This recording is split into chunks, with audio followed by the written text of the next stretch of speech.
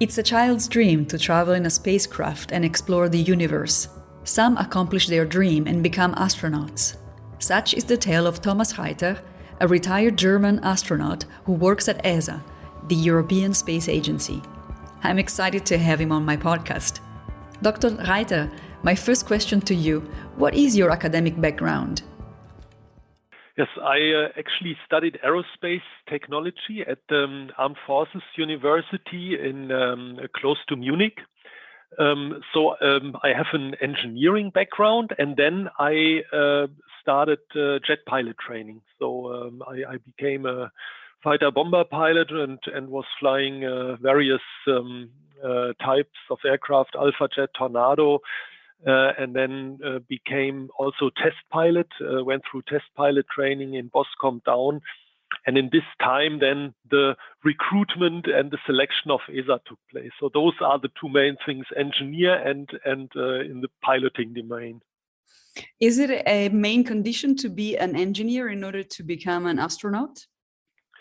No. It requires to have indeed an academic education, but it can be anything in the area of engineering, natural sciences, medicine, biology, even geology, information sciences. So that indeed this academic background is a prerequisite, but not necessarily to have studied aerospace engineering. Okay. So when you were studying engineering, did you already have in mind the career you were going to take? Well, it was far back in my mind. It was kind of a child's dream, because when I was 11 years old, I witnessed the first steps of Neil Armstrong and Buzz Aldrin on the moon. And that was the time when I was dreaming to become an astronaut. But when I started my studies and decided to go into this profession to become an engineer and military pilot, I was not really expecting that there is really a chance in Europe to become an astronaut. I always had that in the back of my mind, but as it sometimes happened, then this great opportunity passed by and I took it. Okay. And what was exactly the opportunity? Did you read a notice from the ESA, or how did it work back then?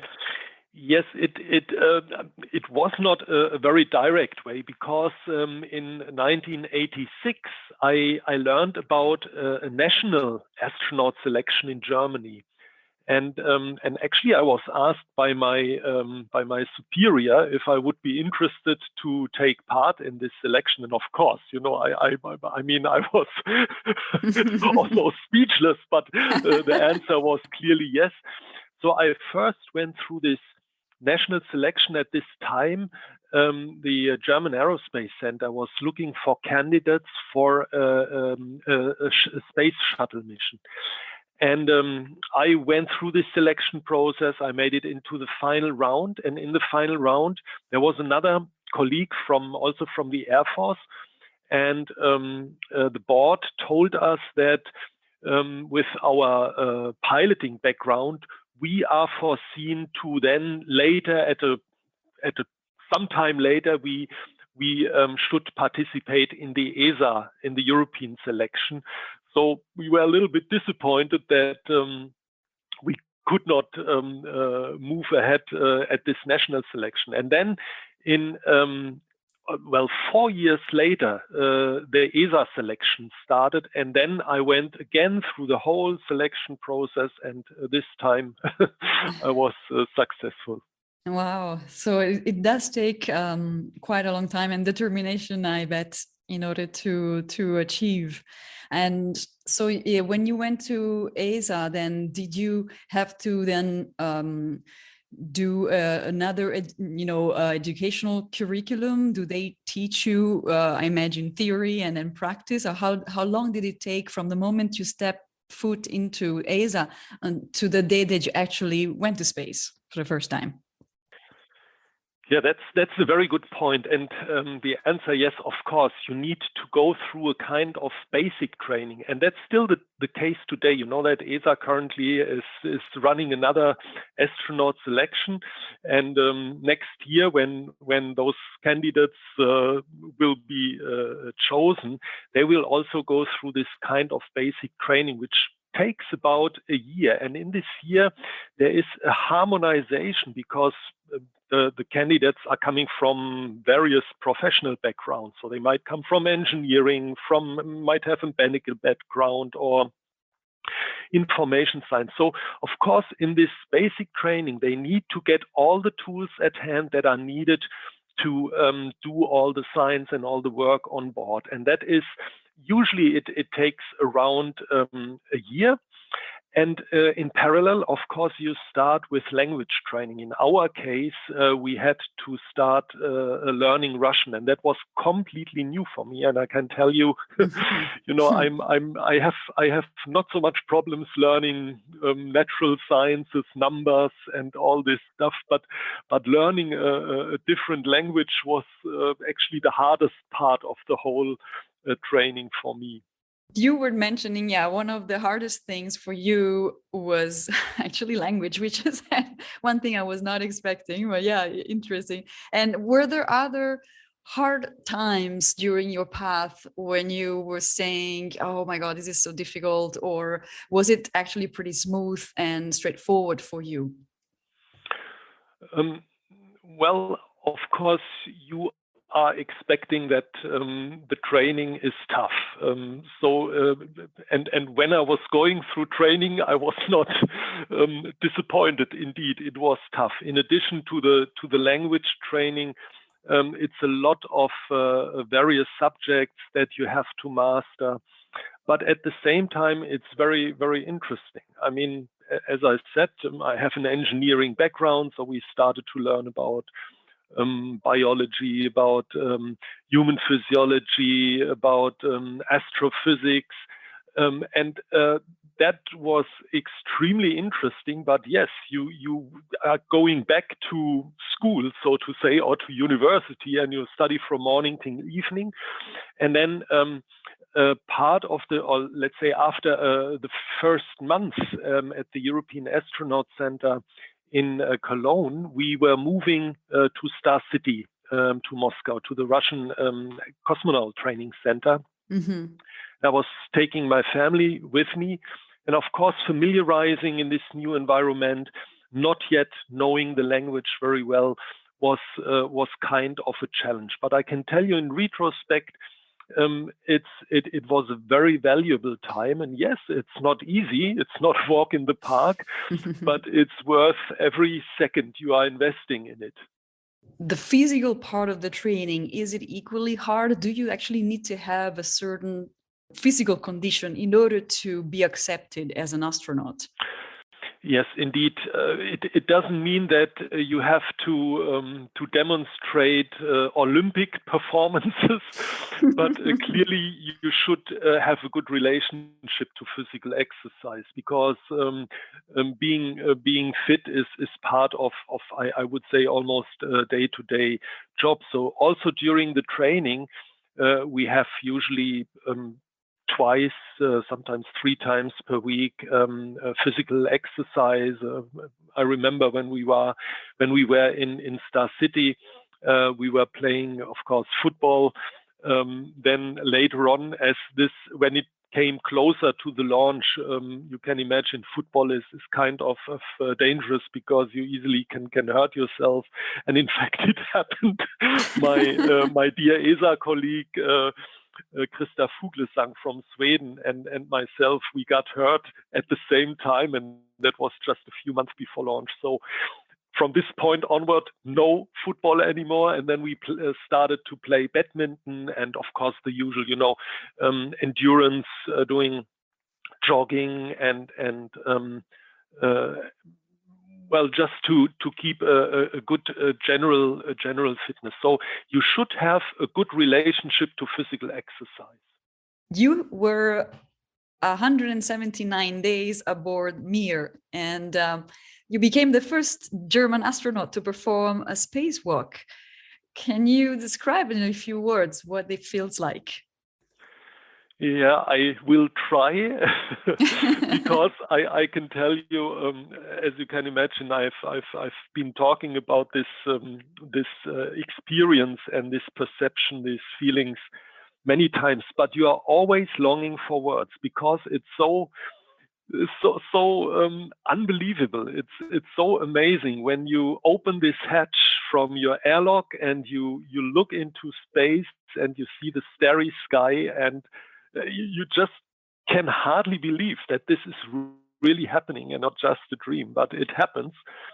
And you go, you connect your safety tethers outside, you move out of the airlock, you turn around, and then usually you start your extravehicular activity just when you got on the day side of the orbit. So I turned around and I saw with my own eyes the Mir station from outside. I mean, so far you have seen it from inside, but not from outside. So you turn around, you see your home from the outside, and this behind the station, you see this beautiful horizon with the sun getting up. It was a remarkable, breathtaking moment. You would have liked to stay and just enjoy this incredible view, but then the flight director pushes you, said, "Okay, come on, guys, need to get on, take all your tools and the equipment you should install, and you have to go on." So it's really an incredible moment, and one can say you cannot get closer to space than in an EVA. I mean, that is the closest you can get. Yeah, for sure. How long does a training last to prepare for a mission? In this time, in fact, that was part of the question you asked before. I'm sorry I didn't answer it. So from the moment we were selected and started with the basic training till the launch was about 2.5 years. So there was about 1 year of basic training and then 1.5 years of mission-specific training where you familiarize with the experiment. So today there is a kind of 3-step approach. You do this basic training, which I've explained. Then there is a kind of pre-assignment training.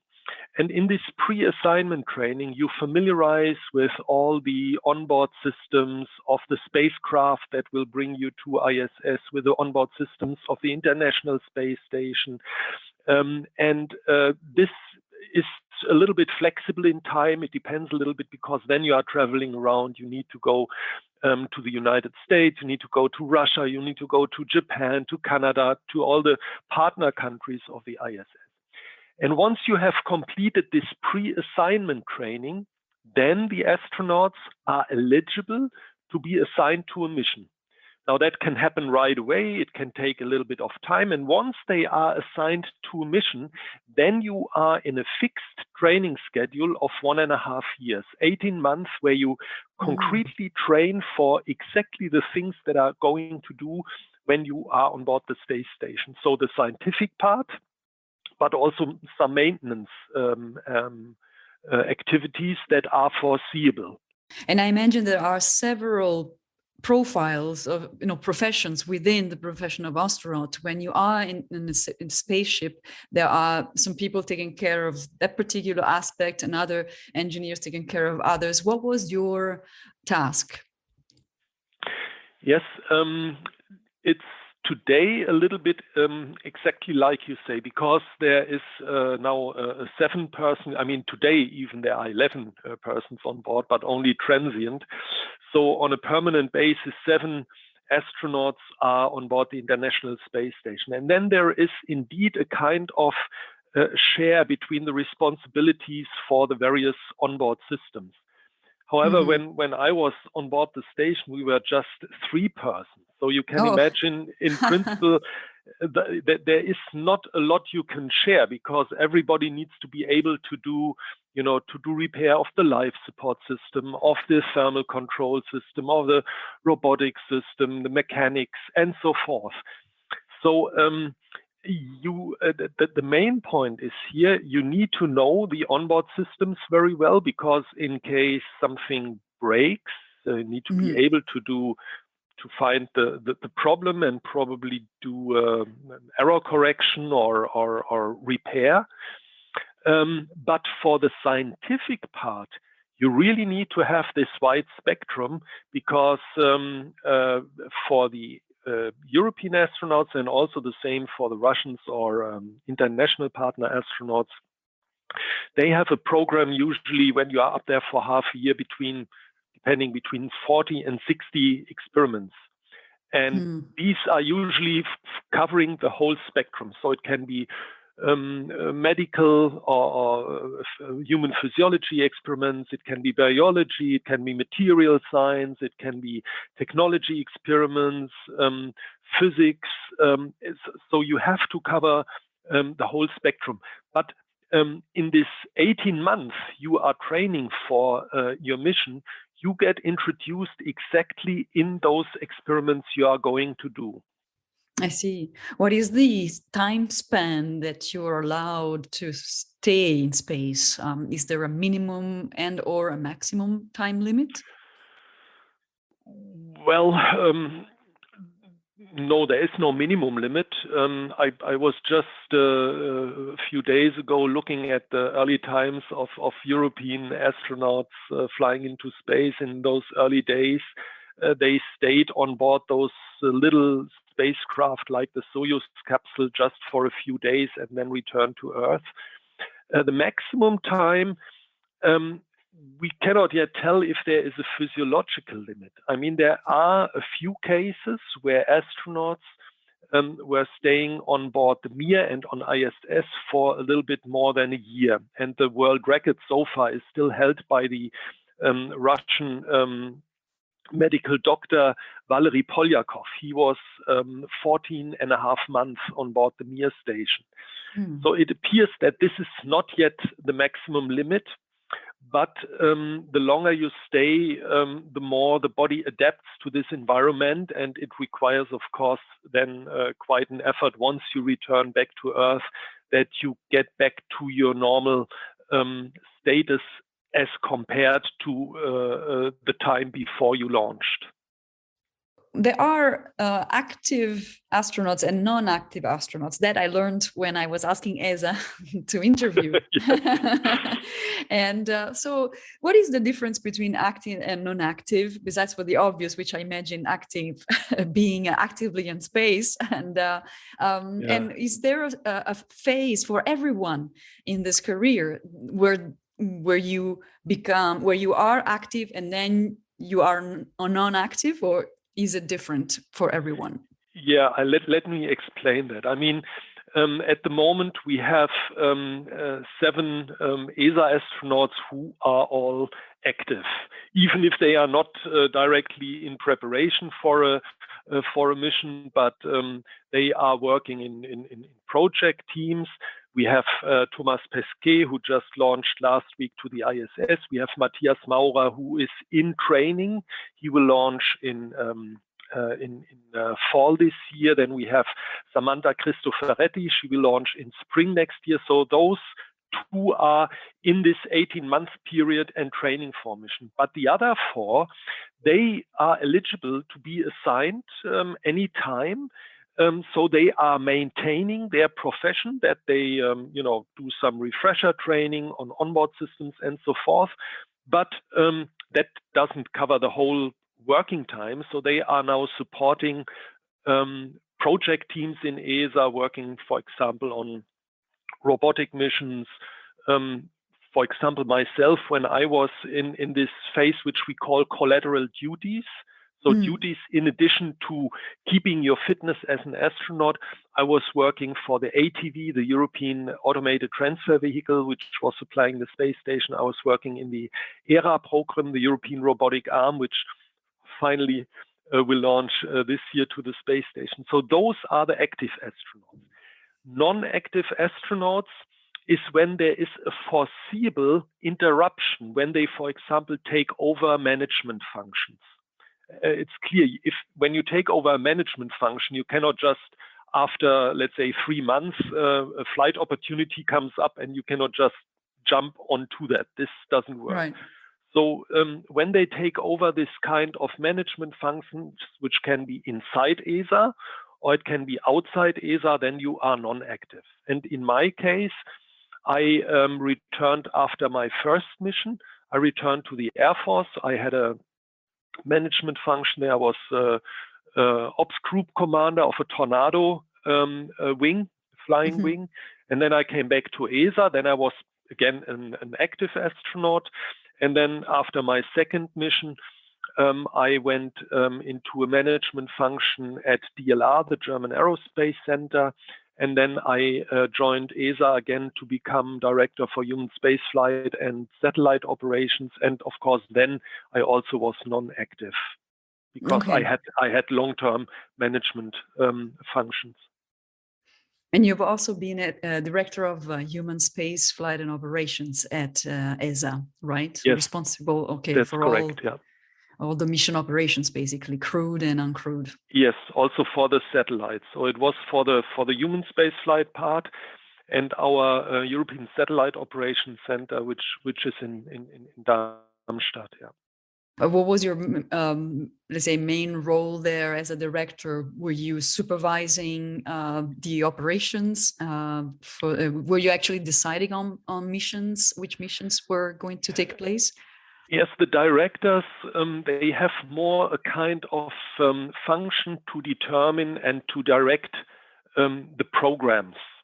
So that means, we have to present to our member states. ESA has 22 member states now. Every 2 to 3 years, we have to present them new ideas, ongoing programs. How are they going?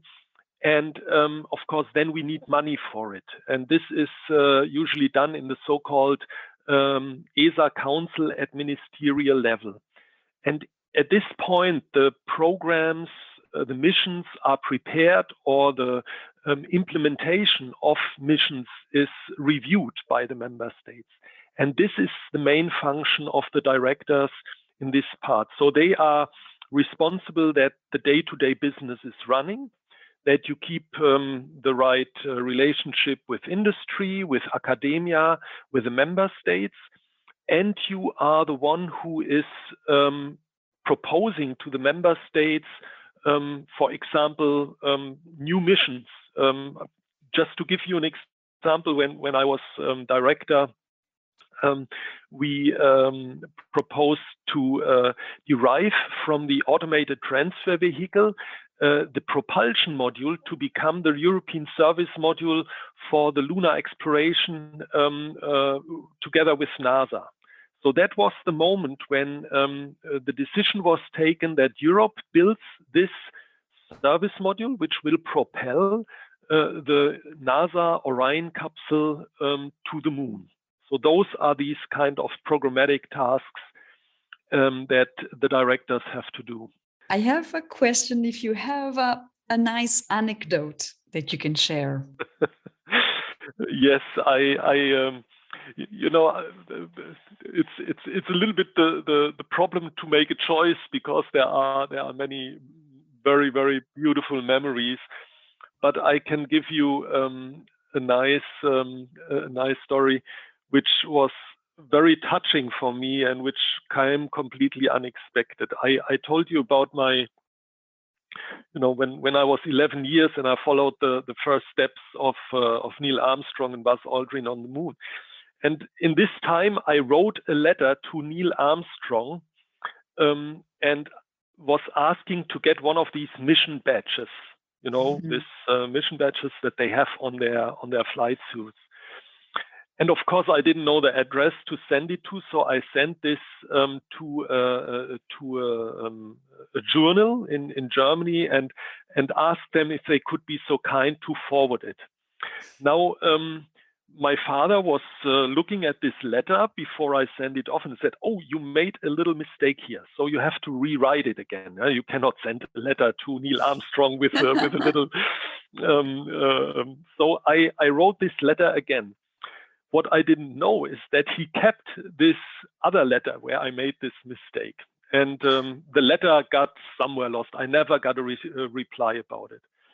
Now, my wife knew about this. And when I was on near station, we had a shuttle STS-74, which docked in November 1995 to the station. And for a couple of days, and one morning, the shuttle commander, Ken Cameron, came over and said, "Hey, Thomas, come to the shuttle. We have something for you. We have a note for you." So I went over, and there was the whole shuttle crew, and they presented to me a fax that was signed by Neil Armstrong, and he got basically a copy of this other letter, which my wife had provided to him. And then he thanked me for writing this letter, and it took quite a long time for him to answer, but he's very happy for me that I now are in space, and he signed that letter. So that was a very, very, very touching moment for me. Oh, that's a really nice story to share. It must be very touching. And how many years later was that since you wrote that letter? Yeah, it was. I wrote the letter in 1969, and I received it. The answer I received in 1995. Wow, almost 30 years later. Yeah, wow, 36 fantastic. years later. Yeah. Do you have any advice that you can give to someone who would like to become an astronaut? Where you start and how to start, because I'm sure also things must have changed in the last 30 years. How does one person become an astronaut? Yeah, I think the ingredients are still the same, even if a lot of things, of course, have changed. But first of all is you need passion and you need curiosity. It's the same like for every profession that you want to go. You really need to be sure that this is what you want. Curiosity, I think, is an important aspect, because you need to be aware that flying to space still today is, it's not the same like boarding an airliner and flying from one continent to the next. So it takes a long preparation. It takes quite some hardship, not only for yourself, but also for your family. And there are some risks related to it, so you should be aware of it. And what drives people behind that is curiosity and the willingness to really explore the unknown by helping the scientists. So that is one of the ingredients, and that of course requires that you need to have a good relationship to natural sciences, as much as we need lawyers, clearly. But I'm afraid today, with having a legal background, probably you will not yet become an astronaut. So you should come from the engineering and the natural sciences part, as I mentioned to you before. Secondly, you should be good in at least one foreign language. So that means mainly in English. Mm-hmm. Third, I already said you should have a good relationship to sports. Don't worry, you don't have to demonstrate any Olympic performances, but physical exercise is something that is part of your daily life, so you should better like it. And last not least, and I think this is also an important aspect, even though you are working in a small group up there, but still there is a huge team behind it. And in training, in the preparation of the mission, you are always working with huge teams. So you should be really a good team player. It's a very fundamental requirement that you can nicely relate to other people and react to them and be open for suggestions you get and so forth. So these are in short terms the main ingredients. Okay, and you were mentioning that you were a pilot before you became an astronaut. Has that been an advantage for you? I can tell you yes. And personally, I felt this helped me a lot, because being familiar with, working in a tight cockpit where you have a lot of information in front of you, need to make decisions in short time. You are permanently under high physical loads, G loads, and so forth. I found a lot of similarities when you are strapped into a spacecraft. But it doesn't mean that without having had this experience that you cannot do this job as well as somebody who has this piloting background. But personally, for myself, I can say it helped me a lot, and I've found a lot of similarities between the function I had as an astronaut and the work you are doing when you're sitting in the cockpit of such a high performance aircraft. Well, I know that our time is unfortunately limited, and I want to thank you really from the bottom of my heart. It was really a great surprise to receive this morning an email confirming that you were available, and I thank you. I think it's going to be very inspiring for people, and also having a bit more insight of what the life of an astronaut looks and sounds like. And I really wish you all the best, and I will talk to you soon. Ms. Leoncini, it was my pleasure. Thank you very much for this very, very nice conversation. And I also wish you all the best. And if there is another opportunity, anytime.